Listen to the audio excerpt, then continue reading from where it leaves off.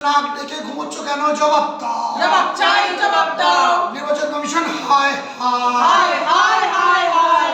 বিএলওরা যখন চিতায় উঠছে, নির্বাচন কমিশন নাক ডেকে ঘুমোচ্ছ কেন? জবাব দাও। জবাব চাই, জবাব দাও। জবাব তোমায় দিতেই হবে, দিতেই হবে, দিতেই হবে। নির্বাচন কমিশন হায় হায় হায় হায় হায়। মনোজ আগরওয়াল হায় হায় হায় হায় হায়। রাকেশ কুমার হায় হায় হায় হায় হায়। নির্বাচন কমিশন তোমায় জানাই ধিক ধিক ধিক্কার, ধিক ধিক ধিক্কার। ধিক ধিক ধিক্কার, ধিক ধিক ধিক্কার। ধিক ধিক ধিক্কার, ধিক ধিক ধিক্কার। ধিক ধিক ধিক্কার, ধিক ধিক ধিক্কার। ধিক্কার ধিক্কার, ধিক ধিক ধিক্কার। ধিক্কার ধিক্কার। ধিক ধিক ধিক্কার। নির্বাচন কমিশন হায় হায় হায় হায় হায়। বিএলওদের অধিকার রক্ষায় বিএলও অধিকার কমিটি রাজপথে লড়ছে, লড়বে।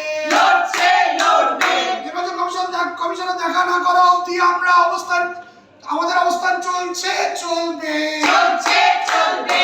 নির্বাচন কমিশন তোমায় জানাই ধিক ধিক ধিক্কার। ধিক ধিক ধিক্কার। প্রতিরামের মাটি অসংখ্য করছো কেন? নির্বাচন কমিশন জবাব দাও। জবাব চাই, জবাব দাও।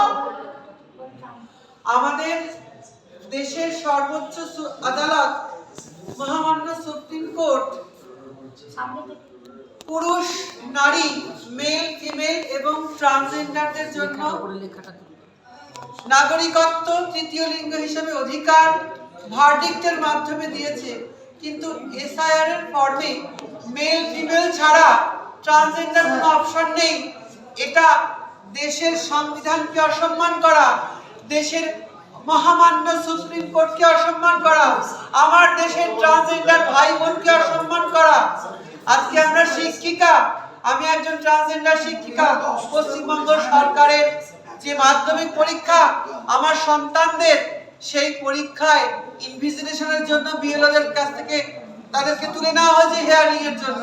তারা পরীক্ষায় যদি ইনভিজিলেশন ডিউটি এবং পরীক্ষা ব্যবস্থার সঙ্গে যুক্ত না থাকে, তাহলে সুষ্ঠুভাবে পরীক্ষা হওয়াটার ক্ষেত্রে আঘাত আনতে পারে। এবং আমার সন্তান সম ছাত্রছাত্রীদের যাতে সুষ্ঠুভাবে পরীক্ষা হয়, তার জন্য অবিলম্বে ইলেকশন কমিশন 2 তারিখ থেকে 12 এবং 12 থেকে 21 তারিখ পর্যন্ত বিএলওদের মুক্তি দিয়ে স্কুলে ফিরিয়ে আনতে হবে। আমাদের রাজ্যের ছাত্রছাত্রীদের ভবিষ্যৎ নির্ভর করছে মাদার টেরেসার যেমন সমস্ত দেশের পৃথিবীর সন্তান, তার সন্তান সারদা মায়ের যেমন সন্তান। আমি একজন ট্রান্সজেন্ডার শিক্ষিকা, আমার কোনো সন্তান নেই। আমার রাজ্যের পশ্চিমবঙ্গের ছাত্রছাত্রীরাই আমার সন্তান। তাদের অবিলম্বে সুষ্ঠু পরীক্ষার জন্য বিএলওদের স্কুলে ফেরত দিতে হবে, হিয়ারিং থেকে অব্যাহতি দিতে হবে, পরীক্ষা ব্যবস্থা তাদের যুক্ত করতে হবে যাতে সুষ্ঠুভাবে নির্বিঘ্নে পরীক্ষা হয়, সুষ্ঠুভাবে পরীক্ষার খাতা দেখতে পারে, ইনভিজিলেশন ডিউটি করতে পারে। আমার রাজ্যের সমস্ত বাচ্চা ছেলে মেয়েদের ভবিষ্যৎ নির্ভর করে, কারণ মাধ্যমিক পরীক্ষা আমার রাজ্যের বাচ্চাদের সর্বপ্রথম সরকারি পরীক্ষা। তাদের ভবিষ্যৎ, তাদের আগামী প্রজন্মের নতুন জীবন সবকিছু ডিপেন্ড করছে। আমরা প্রয়োজন হলে ইলেকশন কমিশনের এখানে না খেয়ে প্রয়োজন হলে মরে যাব, তবু সিও সাহেবের সঙ্গে দেখা করব। কারণ আমি ট্রান্সজেন্ডার শিক্ষিকা বলে আমাকে ভিতরে পর্যন্ত ঢুকতে দেয়নি, বলছে আপ উধার হাঁটিয়ে। আমি সর্বোচ্চ সুপ্রিম কোর্টের সম্মান নিয়ে একজন ট্রান্সজেন্ডার সিটিজেন, আমি ভোটাধিকার আছে। We are part of society. Transgender very important part of society. এর জন্য আমার দেশের ট্রান্সজেন্ডার ভাই বোনকে অসম্মান করা হয়েছে। ইলেকশন কমিশন আমার দেশকে অসম্মান করছে। আমার সর্বোচ্চ মহামান্য সুপ্রিম কোর্টের যে ভার্ডিক্ট ট্রান্সজেন্ডারকে সম্মান দেওয়ার এবং নাগরিকত্ব দিয়েছে, তাকে অসম্মান করছে। মুখ্য নির্বাচনী আধিকারিকের যে দপ্তর কলকাতায়, সেই দপ্তরের বাইরে কিন্তু দীর্ঘ 68 দিন ধরে বিএলও অধিকার রক্ষা মঞ্চ তারা কিন্তু একেবারে সেখানে ধর্ণা দিয়ে আসছেন এবং বারবার তারা যেটা অভিযোগ করে আসছিলেন যে যেভাবে এসআইআর এর কাজের চাপে একের পর এক বিএলওরা অসুস্থ হয়ে পড়ছেন এবং ইতিমধ্যেই গোটা রাজ্য জুড়ে যেটা বিএলও অধিকার রক্ষা মঞ্চ কমিটির যারা আধিকারিক রয়েছেন বা যারা আন্দোলনকারী রয়েছেন, তাদের যেটা দাবি এখনো পর্যন্ত প্রায় 12 জনের মতন বিএলওদের মৃত্যু ঘটেছে এসআইআর কাজের চাপে, তার প্রতিবাদে কিন্তু একাধিক দাবি নিয়ে কিন্তু দীর্ঘ 68 দিন ধরে কিন্তু একেবারে যে নির্বাচনী আধিকারিকের যে দপ্তর তার বাইরে কিন্তু অবস্থান বিক্ষোভে বসেছিলেন। এবং আজকে 68 দিনের মাথায় দেখা গেল একেবারে ভিন্ন চিত্র, যেখানে সেই বিএলও অধিকার রক্ষা মঞ্চর তাদের 5 জন সদস্য তারা কিন্তু একেবারে যিনি মুখ্য নির্বাচনী আধিকারিক তার যে ঘর তার দপ্তরের একেবারে 3 তলায় তার ঘরের বাইরে কিন্তু তারা ধর্নায় বসেছেন। তারা বলছেন যতক্ষণ না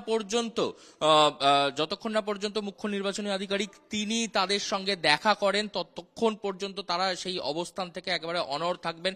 সেই অনুযায়ী তারা কিন্তু সেখানে বসে রয়েছেন এবং সেখানে বসে একেবারে ধর্না প্রদর্শন করছেন।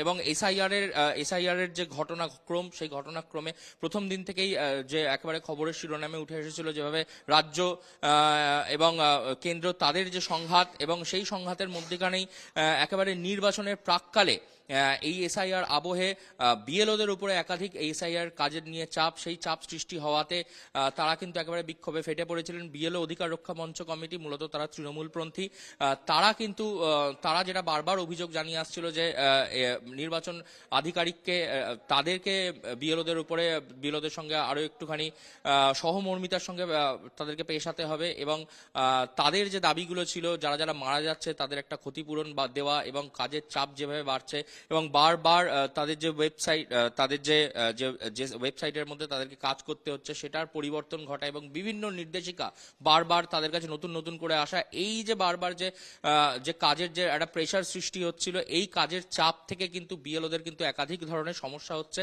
সেই কথা নিয়েই কিন্তু তারা একেবারে সেখানে উপস্থিত হয়েছিলেন। একেবারে একজন প্রতিনিধি তিনি কিন্তু উপরেই তাদের সঙ্গে ছিলেন, একটু তার সাথে কথা বলবো। আপনি তো উপরে ছিলেন এতক্ষণ, কি হচ্ছিল উপরে?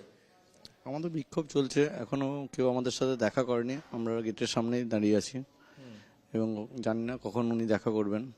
সবাই শারীরিকভাবে মানসিকভাবে বিপর্যস্ত, একটু জল আর চায়ের ব্যবস্থাও করা হয়নি, আমরা নিজেরা বা বাইরে থেকে জল আর চা নিয়ে এলাম। যতক্ষণ না পর্যন্ত মানে আপনারা কতক্ষণ পর্যন্ত এখনো ওখানে অবস্থান বিক্ষোভে বসবেন? যতক্ষণ উনি আমাদের দাবি দাবা না শুনবেন ততক্ষণ আমাদের এই বিক্ষোভ চলবে। মোট কতজন উপরে আছেন আপনারা? এখন 5 জন আছেন। তারা সকলেই ওখানে অবস্থানে আছেন। যদি রাত ভোর হয়ে যায় তাহলে কি আপনারা ওখানে থাকবেন? একদম। কি নাম আপনার? বিশ্বব্রত ঘোষ। আপনি?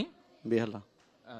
একেবারেই একজন বিএলওর সাথে আমরা কথা বললাম, তিনি যেটা বলছেন যে তারা কিন্তু সেই যে অবস্থান বিক্ষোভে কিন্তু এখনো অনড় থাকবেন, এবং যতক্ষণ না পর্যন্ত তাদের দাবি দেওয়া আদায় হচ্ছে ততক্ষণ পর্যন্ত তারা কিন্তু ওখানে অবস্থান করবেন।